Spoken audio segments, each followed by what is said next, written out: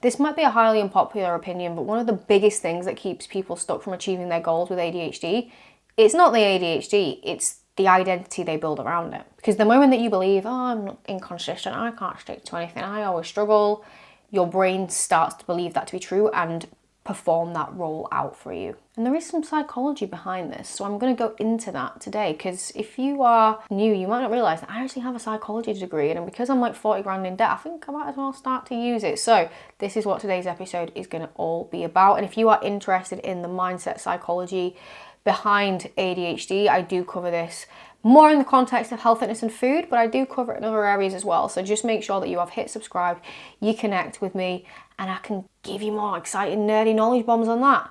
And on that note, let's get stuck into today's episode. Now, I've noticed this massive sort of trend recently. Obviously, I'm very connected with the ADHD neurodivergent space, and there's this massive trend. I've already said that, haven't I? But what happens is someone gets diagnosed with ADHD, late diagnosed ADHD, typically women, and it genuinely can be life-changing and validating. I've done quite a few episodes sort of talking about that. But then slowly, what we see is this shift where ADHD becomes the full identity, the full personality. And the struggles of ADHD, they start to become magnified, and it's like, I've got ADHD, I can't function, I can't do this, and I can't do that. And listen, right? Understanding yourself and validating yourself is so powerful. It is so life-changing, but over-identifying with the dysfunctions can quietly be very, very destructive as well. And this is down to a psychological concept called self-labeling theory, which is the idea the labels that we attach to ourselves shape the behaviors that we perform on a daily basis. Because humans are hardwired to act in alignment with who they believe they are, in alignment with their belief system. So if you're constantly saying things, oh, I've got ADHD, I'm so chaotic, I'm so disorganized, I'm terrible with food, I'm a binge eater, I've got food noise, I can never be consistent because of my ADHD, I'm still an all-often thinker, I always quit. Eventually, that starts to feel like just a personality trait.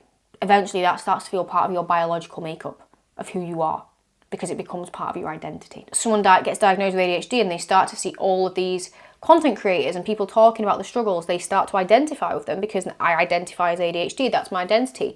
But then those negatives, those struggles you start to identify with as well, then they start to come into your belief system. And if you believe you are all or nothing, what's going to happen when you make one mistake? You're going to go, well, screw it, I've ruined it. If you overeat one day, what are you going to say? Oh, well, I always overeat, I'm useless, I'm this, that and the other. And you start to actually see those things playing out more and more and more in action because that's who you believe that you are. Now, psychological research consistently shows that who we believe we are impacts our behavior more than motivation, discipline, anything else. It's like the biggest driver of what we do on a daily basis. And that's why having an identity that is helpful is so freaking powerful. There was a really interesting study done, I mean, I find it interesting because I'm a nerd, on runners, and they got people to identify as just, someone who is healthy and fit and runs, and someone who is a runner. And the people who believed that they were a runner performed better, lived a healthier lifestyle because that's who believed that they were. Your brain expects the outcomes based on who you believe you are.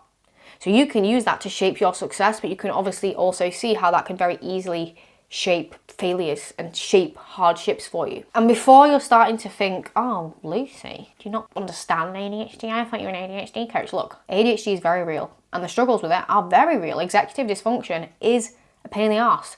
Dopamine regulation is a pain in the arse. Rejection sensitivity dysphoria, horrendous. Wouldn't wish it on my worst enemy. So this is not me saying, oh, just think positive thoughts, it's okay. Like, I get it, I hate that advice. It doesn't work. It's, all these struggles are very, very, very real. What I am saying is be careful what you repeatedly teach your brain that you are. Be careful of what you train your brain to believe that you are, because that is something that you can manage and that is something that you have a choice with. So the goal isn't to pretend that these struggles with ADHD don't exist and that ADHD doesn't affect you. It's to separate I struggle with X, Y, and Z to I am X, Y, and Z. I struggle with consistency versus I am someone who is inconsistent. That's the goal, because one creates possibility because you understand and acknowledge, like, look, I know I struggle with, for example, executive dysfunction and decision making. But if I said I'm useless at making decisions, I can't make decisions, one's fixed and there's no I can do about it because that's just who I am.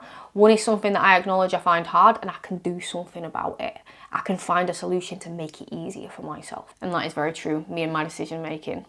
not great. So instead of I am lazy, I need more stimulation and structure to take action on things. I am a binge eater. I'm someone who finds food more challenging. I can't stay consistent. I need different modes of consistency because of how my brain works, right?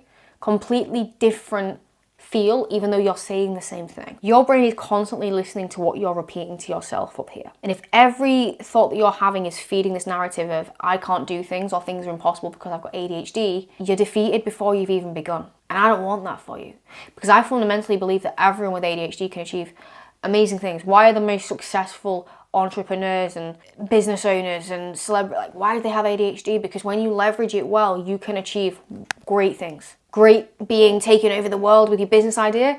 Great just simply being losing some weight or getting fitter.